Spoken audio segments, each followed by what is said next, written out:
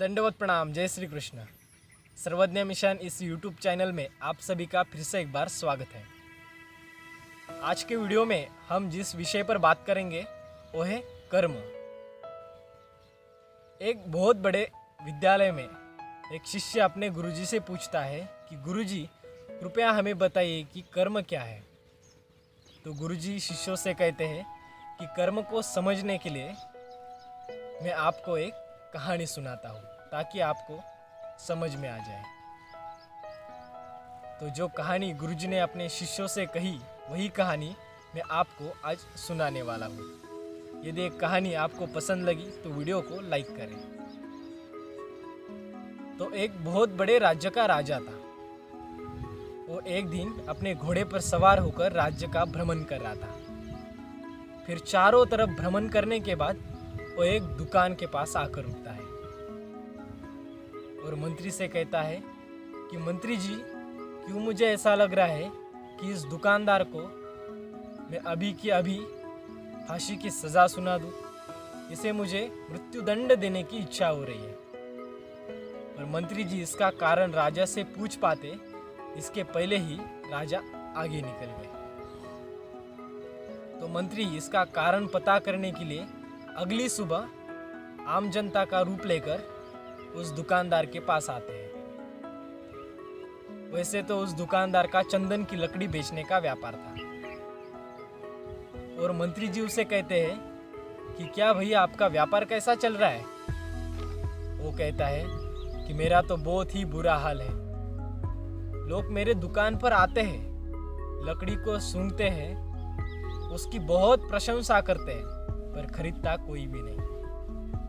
मैं तो इसी इंतजार में हूँ कि कब हमारे राजा की मृत्यु हो जाए ताकि उनके अंतिम संस्कार के लिए मेरे दुकान से लकड़ी खरीद ली जाएगी और मेरा व्यापार भी वही से अच्छा हो जाएगा। मेरे व्यापार में और बढ़ोतरी हो जाएगी।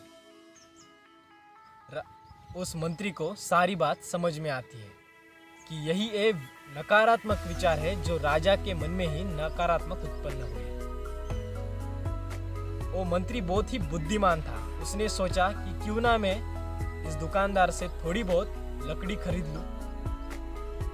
उस दुकानदार को मंत्री कहता है कि क्या भाई मैं आपसे थोड़ी बहुत लकड़ी खरीद सकता हूँ। वो दुकानदार ये सुनते हुए बहुत ही खुश हो जाता है। चलो, इतनी देर से कुछ भी नहीं बिका, अब कुछ तो बिक रहा है। उसने उस चंदन की लकड़ी को कागज से अच्छे से पैकिंग करके उस मंत्री को दे दी और मंत्री उस लकड़ी को लेकर राजा के दरबार में अगली सुबह आता है और राजा को कहता है कि महाराज, उस दुकानदार ने आपके लिए तोहफे के रूप में चंदन की लकड़ी भेजी है। राजा बहुत ही खुश हो जाते हैं। वो सोचते हैं, वो मन ही मन सोचने लगते हैं कि मैंने तो उसके बारे में कितने बुरे विचार किए थे। वो तो बेचारा नेक आदमी है। राजा ने वो लकड़ी लेके उसको सूंघा, उसकी बहुत ही प्रशंसा की और उस दुकानदार के लिए मंत्री के हाथों सोने के सिक्के भिजवाए। मंत्री जी अगली सुबह वही आम जनता का रूप लेकर उस दुकानदार के पास आते हैं और उसको कहते हैं कि राजा जी ने आपके लिए तोहफे में सोने के सिक्के भिजवाए हैं।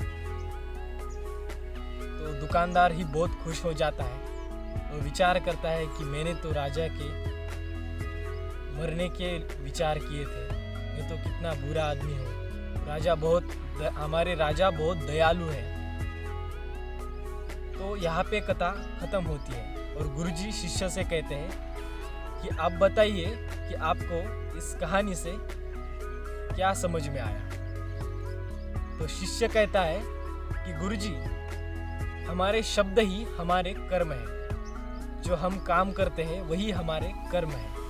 हमारी भावनाएं हमारे कर्म होते हैं। सबके जवाब सुनने के बाद गुरुजी कहते हैं कि हमारे विचार ही हमारे कर्म होते हैं। हम किसी के लिए अच्छा करें तो हमारे लिए भी अच्छा होता है और अच्छा होता ही रहेगा। यदि आपको आज का वीडियो पसंद लगे तो वीडियो को शेयर करें और सब्सक्राइब करना ना भूलें। दंडवत प्रणाम।